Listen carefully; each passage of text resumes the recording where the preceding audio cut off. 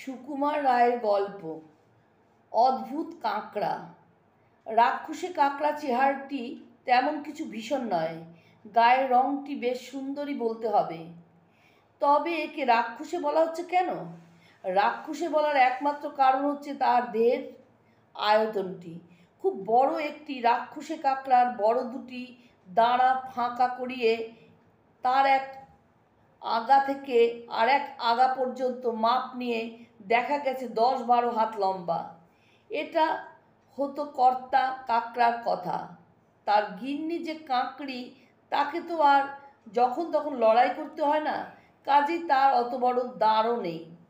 এই কাঁকড়া থেকে জাপান দেশে সমুদ্রের জলে, সেইখানে কুলের কাছে সমুদ্রের শ্যাওলা ধরা পাথরের মধ্যে রাক্ষসে কাঁকড়ার গা ঢাকা দিয়ে লুকিয়ে থাকে। নামটি রাক্ষসে হলো এদের স্বভাবটি মোটেও রাক্ষসের মতো নয়। সেই জন্য নানা জাতীয় মাছ আর অক্টোপাস প্রভৃতি জলজন্তু এদের দেখতে পেলেই তেড়ে খেতে আসে। নানা রকম শ্যাওলা, প্রবাল আর স্পঞ্জ তার গায়ের উপর বাসা করে তার আসল চেহারাটি এমন বেমালুম ঢেকে রাখে যে খুব কাছে গেলেও অনেক সময় তাকে খুঁজে পাওয়া মুশকিল হয়। আরও কতগুলি কাঁকড়া রয়েছে যেগুলি গোচ্ছা কাঁকড়া বলা যায়।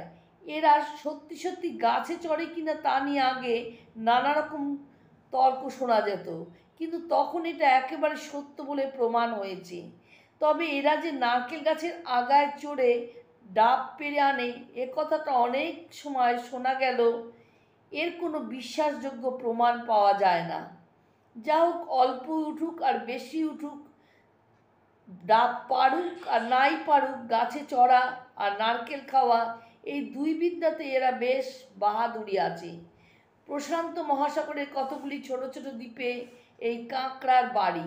সেখানে নারকেল গাছের অভাব নেই। নারকেল মাটিতে পড়লেই গেছো কাঁকড়া তাকে আক্রমণ করে। প্রথমত সে নারকেলটায় ছোবড়া ছাড়িয়ে নেয়। এই ছোবড়া তাদের গর্তে বিছাবার জন্য দরকার হয়।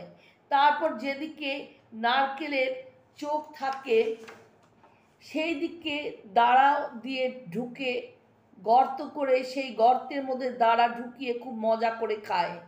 আস্ত নারকেলটি যে দাঁড়া দিয়ে ভাঙতে পারে, তার দাঁড়ার একটি চাপটে যে মানুষের হাড় পর্যন্ত ভেঙে দেয়, সেটা কিছুই আশ্চর্য নয়। কিন্তু তবু মানুষ তাকে ধরতে ছাড়ে না, কারণ এই কাঁকড়া খেতে নাকি অতি চমৎকার।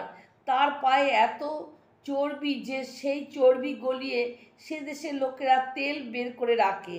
তার উপর সে দেশের বুনো শুয়োরগুলো কেমন বদ অভ্যাস, তারা গর্ত খুঁড়ে ওই কাঁকড়াদের বার করে খেয়ে ফেলে।